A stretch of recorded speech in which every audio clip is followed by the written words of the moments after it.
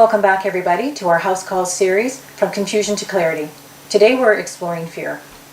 Hi, Barry. Welcome back. Hi, Paul. Thanks for having me back. So let's just pick up where we left from our conversation yesterday when we were talking about fear. And I talked about the government's response to the pandemic in the very beginning, back to March 2020, which will almost be like 2 years. The government's response was actually a very fearful one, and one could say it was needed at the time. It was called, they used something called the precautionary principle. Are you familiar with that? Yes, I am, yes. Okay. So for our viewers that aren't, what that essentially means is there's something terrible that's about to happen. We don't have all the facts, but we're going to, do something about it right now to keep everybody safe. That's called, you're acting to be cautious, you're taking precautions. But after 20 some months now we have the science, right, which tells us that COVID is no longer the threat that we thought it was, but the government is still using the precautionary principle. They cannot use that because it's a very fearful response. Yeah, I agree. I think it's obvious at this point that the different variants are less lethal than we thought they were. And I think the problem now is that we've confused contagiousness with lethality. And very true, the newest variant, Omicron, is very contagious, but lethality seems quite minimal. Unless you're extremely frail with multiple medical troubles or quite elderly, for example. If we back this up to the beginning of our story, because fear has been such a major driver, it has just driven everything. For sure. It has set the tone. There's been mandates taken on fear. If we start at the very beginning where we know the government acted in fear, they did everything based on this precautionary principle. What was your first reaction? How did you let fear impact you, or did it even impact you in the beginning?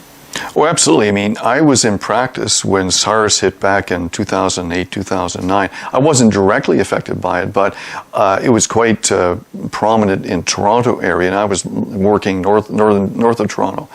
And we knew a lot of people got very sick. A number of people died, including healthcare workers. So I was well aware of how bad some viruses can be. So yeah, I obviously had fear about what this virus might entail.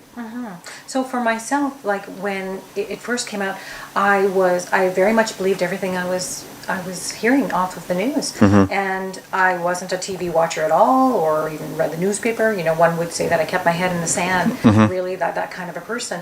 But I was glued to the television, and I couldn't get enough of it. And I would say that it was an addiction. I had to find out everything that I was being told. And I tell this story often because it's true. I remember laying in bed one night, and I was vibrating with fear. Like, I will never forget that sensation. And I remember thinking to myself, my goodness, I'm going to die more from the toxic chemicals I'm releasing into my body because of my own fear than I am of any virus. And I tell you, Barry, it was that awareness that snapped me out of it, because that fear that I had was just like spiraling and all-consuming. But that awareness snapped me out because I realized I had to get a grip of what I was thinking. And then it allowed me to start asking questions. Yeah, I had the same feelings as well, and led me to asking a lot of questions, but I couldn't seem to find answers to them, which left me very confused. I mean, you have to remember that family doctors, general practitioners, GPs, like emerge docs, are frontline healthcare workers. So we see infectious diseases a lot. I mean, I estimate that during my career, I probably had 200,000 or more patient interactions, and probably 10% of those were related to infectious diseases, and some of them quite serious, even lethal. So I had a lot of experience being exposed to infectious diseases of many, many types. And yet over 37 years of clinical work, I only got sick and missed work for 5 days in all those years. And my wife rarely got sick, and my kids, I think, got sick less than most other kids their age did. So yeah, I was afraid, but I also knew that we tend to be somewhat obsessed or paranoid about germs in our culture. We forget that, our bodies are literally covered with all kinds of germs all the time. Our gastrointestinal tract has more bacteria than we have cells in our body. And we need those. We don't just tolerate them, we actually need them to digest our food. So we have to learn to live in a symbiotic relationship with them. So I really wanted to help out when the pandemic hit. I wasn't going to do hospital work so much, but I was interested in using some of my palliative care experience. And as I tried to volunteer with public health or to offer my services in palliative care, I couldn't get any traction. So that kind of confuses me. I wanted to help, but couldn't seem to. So the confusion just seemed to deepen for me. You know, it's odd that they wouldn't have a man of your expertise, that you wouldn't be able to help in some kind of any kind of capacity. And you mentioned about virus and bacteria. I mean, people forget that babies put everything in their mouths when they first are born. It's part of their development. I mean, they have to sense that's how they know what the world is, right? And our bodies are literally made up of virus and bacteria. And it reminds me, you know, we talked about, or we mentioned earlier, that about the microbiome. You know, the first protective layer on our skin that's supposed to protect us from viruses and bacteria. And I was, like many other people, like we were sanitizing everything in our house. And I was putting chemicals on my hands. And we live in a very chemical-free house, and we have for many years.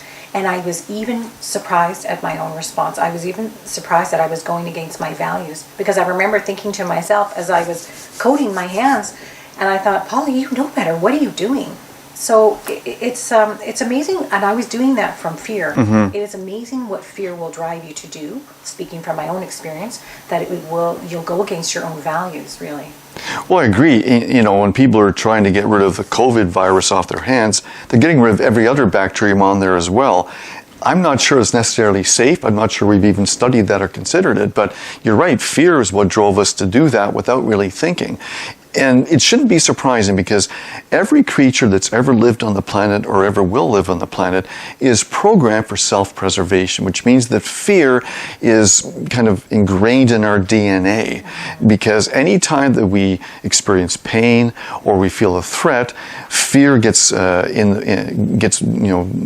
stimulated in us, and that will drive us sometimes to be paralyzed with fright. But more often than not, it drives us to either fight or flight. Fight, stay and battle the enemy, or flight, go and hide to protect ourselves, to preserve our lives. But the trouble is that that's a very primitive way of approaching the world. We have a lot better ways of dealing with things. Modern day, we like to think that we don't have those fight or flight reflexes, but we very much do. They're hardwired and ingrained in deep in our brains, in the lower parts of our brains. We can't get rid of them, and nor should we, because after all, without those basic fight or flight reflexes, we wouldn't be here today. But the thing is, we can do better.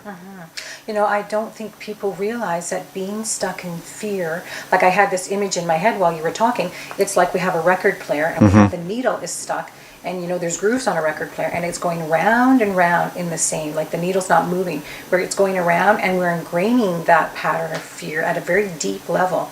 And now we're almost stuck, that response that we're having is a fearful one. You know, it's a pattern, a behavior that we've gotten used to, which I think is actually very dangerous on so many levels. Like, it's dangerous because it's not healthy to move beyond the fear, right? To move out of that. Yeah, and I think we forget that, you know, human beings, we have a huge amount of brain up here. Yes. And we have our left hemisphere, which is very logical, the right that's much more creative.